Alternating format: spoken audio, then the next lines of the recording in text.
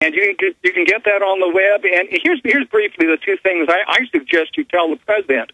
Number one, Mr. President, I will vote out Democrats at midterms if you sign the freedom-destroying federal hate crimes bill. That's number one email I'd like to send you. I'll just repeat that a little slower.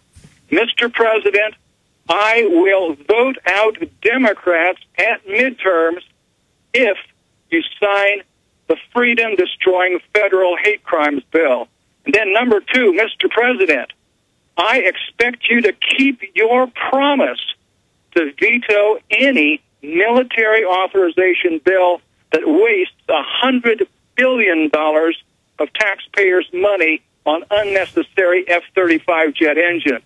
Again, Mr. President, I expect you to keep your promise to veto any military authorization bill that wastes $100 billion of taxpayers' money on unnecessary F-35 jet engines. Now, this bill, this authorization bill with this defiant demand for $100 billion of taxpayers' money for unnecessary engines, that was approved by the House of Representatives last Thursday. It has not been approved by the Senate. And today's Memorial Day. Obviously, they can't approve it today. It's not on the Senate calendar for tomorrow. It could be on for Wednesday. So we have the better part of a week here to absolutely bombard the White House with these two messages. Pastor Ted Pike. If people don't have their pen and paper handy, just come to truthtellers.org. We have this article, we have these instructions, and so on, right there on the home page at truthtellers.org. Reverend, is there any other maneuvers we can do to beat this? Obviously, they have House rules on no legislating on appropriations, but this is legislation, freedom of speech killing. Is there any other maneuver? How could Republicans allow this to be on there? Are they fighting it? Is there anything else we can do, or do we just hope to kill it over these Raptor engines? I mean, is this a done deal if we don't kill it this one way? Last week, the House Republicans fought very hard to try to strip it off of the defense authorization bill. They said it was irrelevant and so on. They failed. The Democratic majority was simply too strong.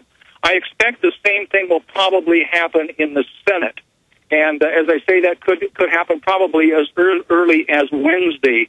What I think we have to do here is paradoxically, we have to stand behind Obama. Obama, in his DFW speech as late as August, he laid down the law to the Democrats. He said, if you add $100 billion of extra pork on this defense authorization bill, I'm going to veto it. He laid it down. He says, I'm not backing down. And that's exactly what they did last week. All right, Reverend Pike, briefly, people can go to truthtellers.org to find out more. And this is serious. We've got to fight this. Consequence is ours. Duty is ours. Consequence belongs to God. We've got to do the right thing here regardless. But for those that don't know, briefly explain to them what this hate bill does. It expands a federal thought crimes division, a commissariat. Absolutely. Just look up to Canada, where they've lost free speech as a result of this kind of legislation, which was introduced by the ADL, Anti-Defamation League, back in 1970. That's what's coming for America. I'll just give you a brief resume of the amendments to the Constitution it destroys. It destroys the 14th Amendment of the Constitution, which says the government can't give special protections, rights, and services to special groups above others. This bill elevates homosexuals, Jews, Latinos, Muslims 3 times higher than the rest of the population, tripling penalties for anybody who commits a hate crime against them. It also destroys the 10th Amendment to the Constitution by unifying federal law enforcement with local law enforcement.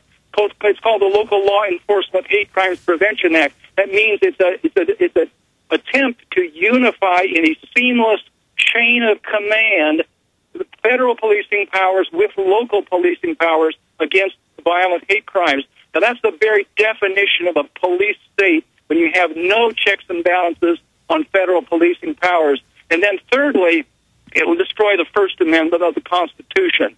The 1968 law on which this is based says in Title 18, Section 2A, that if anybody's speech induces or incites somebody else, even on the airwaves 2,000 miles away, to commit some kind of a violent hate crime, and that perpetrator of the hate crime says he was influenced by Alex Jones or Reverend so-and-so or whatever, then Alex Jones and that pastor are going to have to stand in federal court as having been guilty of inciting a violent hate crime.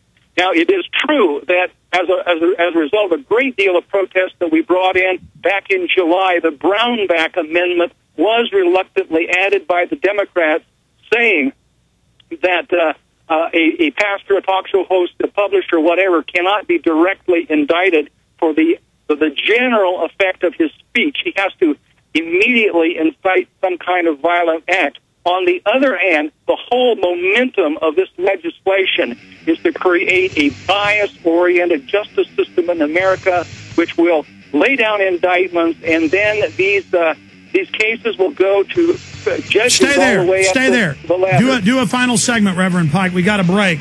It sets up the federalization of police and builds the grid and sets up the political police. Now they've openly announced world government police run by the Justice Department, and they're going to track you down for your speech. That's in the New York Times.